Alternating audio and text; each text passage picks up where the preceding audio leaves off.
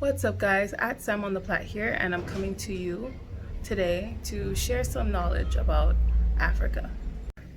The only time I learned about Africa in school was when we talked about slavery, and it was normally from a European's perspective, or if UNICEF or World Vision had some type of program where they were showcasing children living in huts with flies on their faces and stuff like that. Those are the only times I heard about Africa.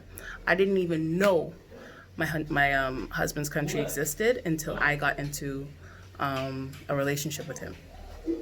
Before that, I'm like, Tanzania? What's Tanzania? You mean Tasmanian devil? And funny enough, he didn't know anything about Trinidad either. Most people here know about Jamaica, and that's it for the Caribbean.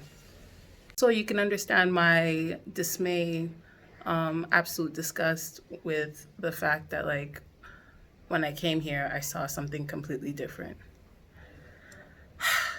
The number one thing I want to comment on is the houses. Our houses in Canada, 90%, 99% of the Black community's houses in Canada are not built by us. In Africa, 99% of the houses are built by us. Think about this for a second.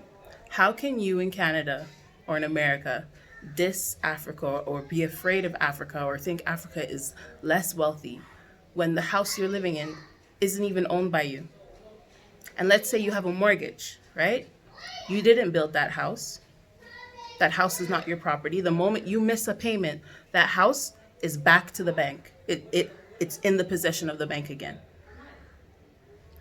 Houses that are board houses or huts, as we like to call them, eventually become mansions here because families work with their hands to build everything that they own.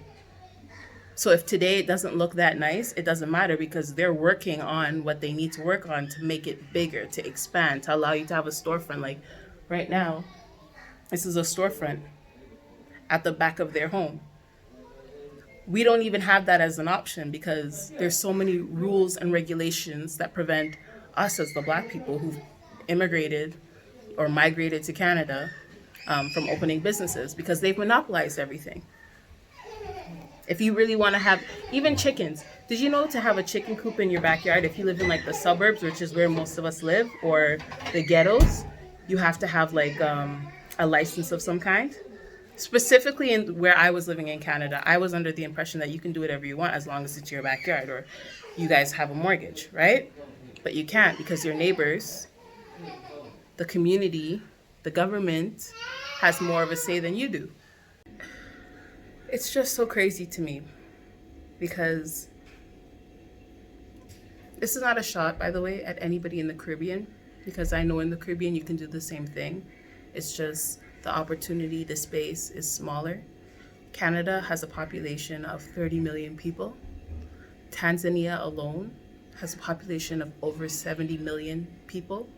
And that's not even a full or accurate description because there's so many people that are not documented, that don't have passports, that don't have legal, identification. It just rocks my world, man. Rocks it.